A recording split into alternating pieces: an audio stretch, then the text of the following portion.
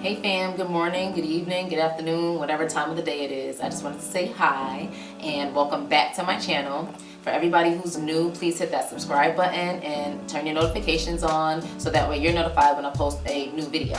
And if you end up liking this video, don't be scared to hit the like button because it helps me out and it helps the algorithm out and it just pushes my content out to other people who really might appreciate it. So thank you in advance. All right, so let's get to the video. Today, I wanted to really focus on how to stay organized with a busy family schedule. If you're anything like me, I suck at just staying organized. It's a real practice for me. It's just something that I haven't practiced pretty much most of my life, honestly. But as an adult, it's something that I really have tried to get better at because I do see that it helps me out dramatically. I can get a lot more done if I'm just prioritizing the things that needs to get done. So I kind of made a little outline of just a few tips that might help other people who's just like me, who has a hard time staying organized, and hopefully it can help you guys as well.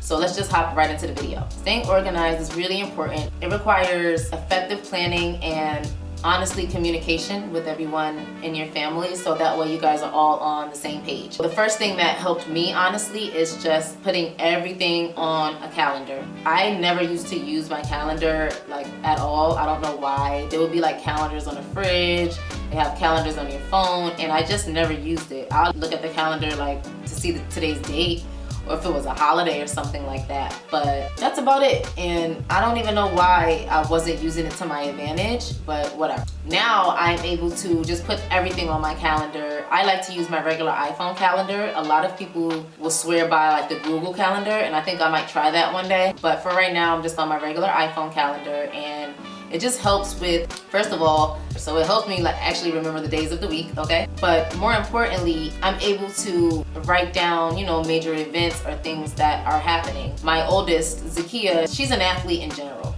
So she has a lot of games and a lot of practice. And if I don't write those games on the calendar, it's very likely that I'll miss a game.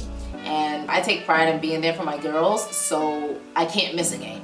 So the calendar helps me because I'll write down what day and what time her games or practices are. It also helps me with things like doctor's appointments, hair appointments, and just so many other things. Somebody might invite me to a party and they might invite me like 2 months in advance, and so I'll end up missing that party because I totally forgot about it. But on top of events, it really helps me prioritize my weeks. So I'll go ahead and put Monday I'll be doing this, Tuesday I'll do this, and so on. So it just gives me a place where I can plan my days and my weeks out. These past few weeks I've been doing it like strictly putting everything on a calendar. Yeah, for about 4 weeks now, and I can say that I have been just so much more productive and just doing things and getting things done because I have it planned out. I know the times that I have to do this, and it just keeps me focused. So that way I don't really have to think about it as I'm doing it. That is the first tip that I can give anybody who's just having a hard time just staying organized. Putting things down on the calendar is gonna help you get a lot of things done, and it's also just gonna free up a lot of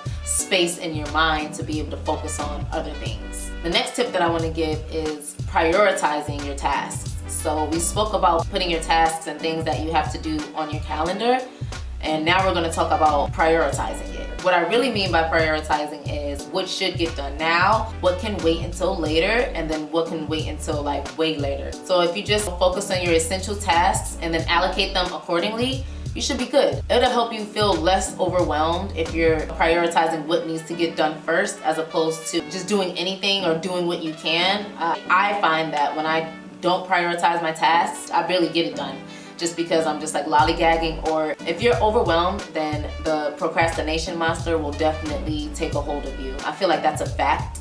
When you're overwhelmed, your mind just doesn't want to do a lot of things because it just can't handle it. So when you're prioritizing what needs to get done, it helps your mind say, okay, I can deal with this. Most people work great with organization. People might not see the downfall to being like unorganized when they're just like living in it, but if you try to just prioritize your tasks, you'll see how much you'll be able to get done.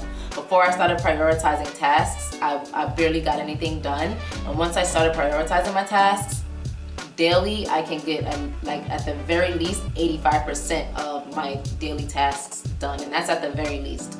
I usually can't get 100%, I'll be honest with you. That's a little tough, but that's fine. The point is not to get 100% of your tasks done. The point is to be able to prioritize it and just know like what comes first, what comes second, what comes third. And by the end of the day, you will feel better because you got a lot of things done. And then you can, lollygag on the phone or watch TV or whatever else you want to do, because it feels more like a treat now because you accomplished everything that you set out to accomplish for that day. Am I making sense? Like this video if you think I'm making sense, because I think I'm making sense. But sometimes I know I can talk in circles and then people be like, girl, what are you talking about? But if I'm making sense, like this video. Another tip I would recommend anybody, especially if you have like a teenager or a preteen, if they have their own phone, you can go ahead and share notes with them for the week, or you can share, anything that's on the calendar. You can share the calendar with them, so that way they're in the loop as well. So now, you're kind of giving your good habits to your kids and just showing them the way that you do things, so that way they can practice doing that as well. This is gonna help them so much, especially the older that they get. We're holding their hands when they're younger, but by the time they turn into teenagers, it's time for us to kind of let go a little bit. These are great habits that whatever type of lifestyle that they want to live when they're older, this will help them. It's still just practice for them, so that way they can take control of their lives and it won't be as hectic. Utilizing technology can really just changed the game for me, to be honest with you. And another example is we got the Alexa for Zakia, which is my 13-year-old, because I was just tired of coming in her room and trying to wake her up every morning. It would annoy me that I have to do it every morning, and also she would kind of lollygag on getting up, most likely because she knew that mom will come back in the room and keep trying to wake her up. But for me, that created, one, a lot of stress. Two, I didn't have the time because you're old enough to get up on your own, and I have to take care of Ari and get her dressed. So what we ended up doing was giving her an Echo Dot in her room, and then I set alarms so that way she can get up.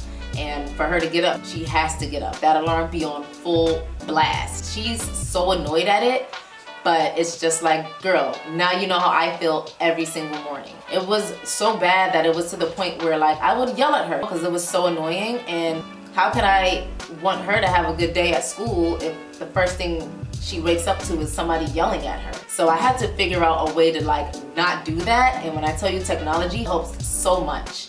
So go ahead and utilize that to your advantage, and it does help just make your life a lot easier. This next one has helped me so much. Meal planning. I used to spend my days just literally all day trying to figure out what we're gonna eat for dinner, and I used to stress myself out to the point where like then I just wouldn't cook. All right, that sounds crazy. I mean, I definitely cooked, but it would just be like something super basic because I didn't have the mental capacity to keep thinking about what we're gonna cook. Or I would think about it all day, and then before you know it, it's time to get the kids and do all of this other stuff, and I just didn't have time to run to the store to get the groceries. So what I started to do was just planning out our meals.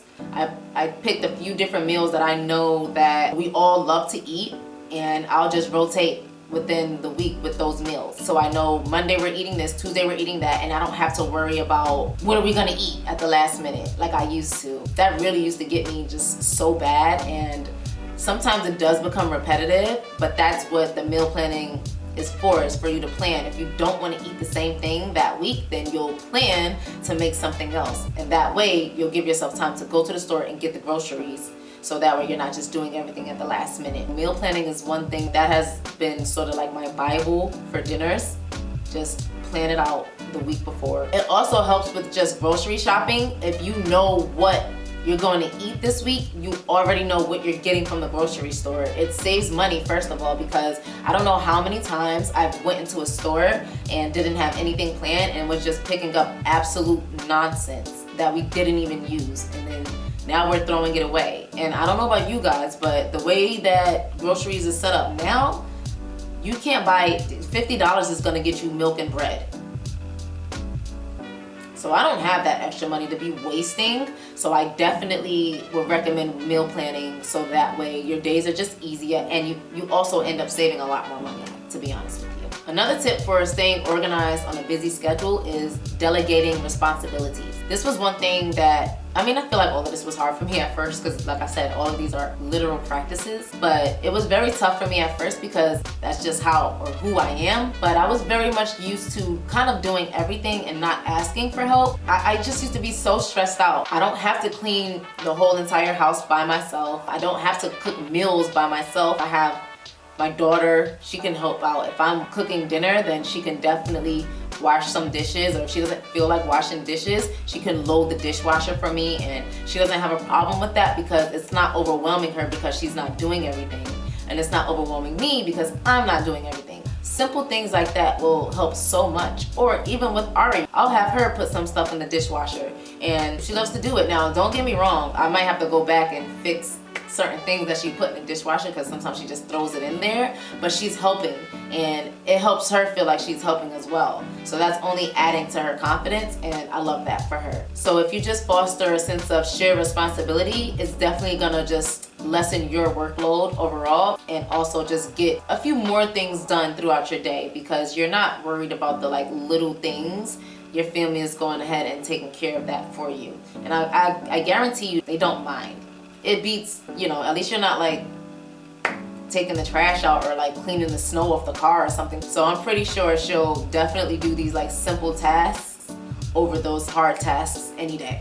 So if you get pushback from your kid, please block the noise out because it could be way worse for them. And I definitely think they know that. They just can sometimes be a little spoiled because that's how mom made them. But it's not something that you can't unlearn, like we spoke about in the video before this one. So definitely just delegating responsibilities will decrease your workload, keep you organized, and just not feeling so overwhelmed. Another great tip that I have been doing, and so I know it definitely works, is establishing routines. So I am a type of person who I thrive with routines. Every now and again I might get bored of a routine, but I thrive at just doing the same things. Even if it's not at the same time, just doing the same things every day. It just helps my mood, I guess. I don't have to think so much about it. I overthink a lot of things. So when I have a daily routine or just a weekly routine or whatever, it just helps so much because it takes away me having to constantly think about what to do next. And if it works for you, then I just feel like,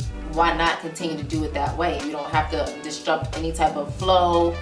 You have your routine, so you just get up, do it, and go. Examples of routines would be like having a set time for meals or a set time to do homework. My daughter does homework. It usually takes her about an hour to do homework. So for the most part, if we don't have to do anything, before we get into the house, once I get the girls and we get home, I know that from this time to this time, she does her homework. By the time she's done her homework, dinner is ready. So we'll have dinner at this hour, and then after that, we'll go ahead and take our showers at this time, and then it's time for bed. It makes it a lot more easier than just trying to do a whole bunch of things, and then before you know it, it's 10:30 at night and you still have to take a shower. It just doesn't work for her. At least my family, it doesn't work. It always is better when we just have an established routine. And I did not live by this at all when I was younger, but once I had Ari and I kind of started over again. I was 17 when I had Zakia. Damn. But I was 17 when I had Zakia. All of these practices I didn't really do with her, mainly because it just was something that I didn't know about, or not even that I didn't know about it. It just wasn't normal to me because I never had a routine.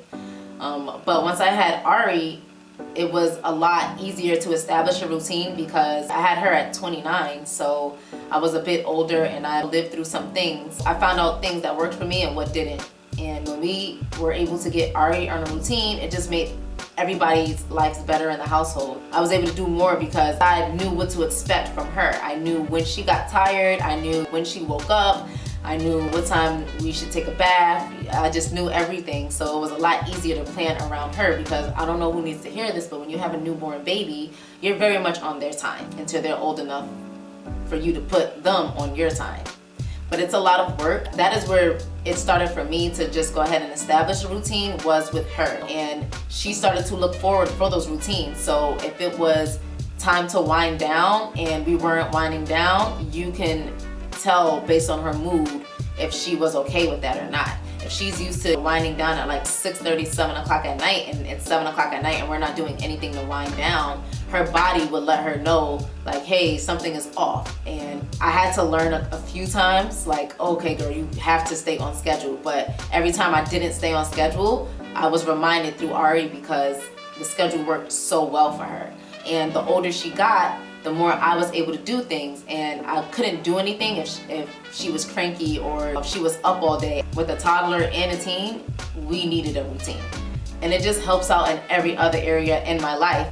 Everything doesn't always go as planned, we know this, but that is why we just have these routines set in place, so that way our minds and our bodies can just feel comfortable doing these things and it doesn't feel forced. And you guys can let me know in the comments after you have tried it if it's really working for you guys or not, because I feel like when I started to do that, it works for me. And the last thing that, and I saved this one for last because this one is like so important to me, and I think it will be important to so many other people as well. And like I said before, we as parents will put ourselves on the back burner, and we just don't need to do that. So I wanted to add this final tip just because it's very important. And this is something that I truly think will help you stay organized. After you've done all of that, please do not forget to set out time for yourself. And what I mean by that is just practicing self-care. Whatever it is that you like to do to take care of yourself, whether it's going to get a massage, going to the gym, setting out quiet time at the library, you reading a book, getting a facial, whatever it is, set that time aside for yourself. Because if you are not your best self, you cannot show up for anybody else in the household, in the world. You just cannot. So you always have to remember to just take care of yourself. Even if it's just like an hour a day or couple hours out of the week, set out time to just prioritize yourself and self-care for you. That's a big one, because with all of these other things going on and we're just taking care of everyone else in the house, we forget to take care of ourselves.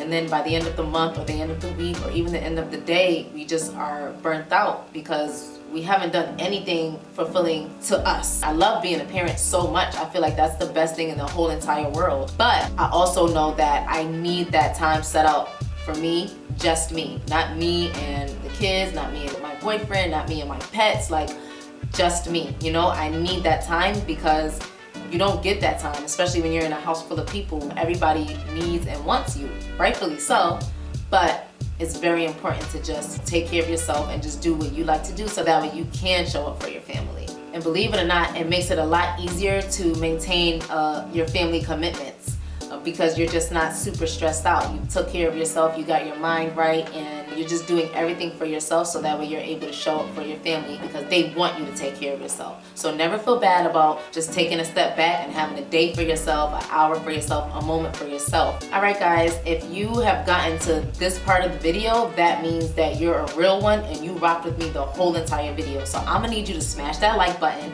and subscribe to my channel, and turn those notifications on so you're notified when I'm posting another video. Thank you guys so much for watching, and it's actually time for me to give myself some self-care before the kids get home. So that's exactly what I'm gonna do, and I can't wait to see you guys in the next video. And if you have tried any of these tips, or if you have any other tips, drop it right down in the comments below, so that way we all could just try them out, and we'll let you know how that goes as well. Thank you guys again so much for watching, and I will see you next time on my next video. Have a good day. Bye.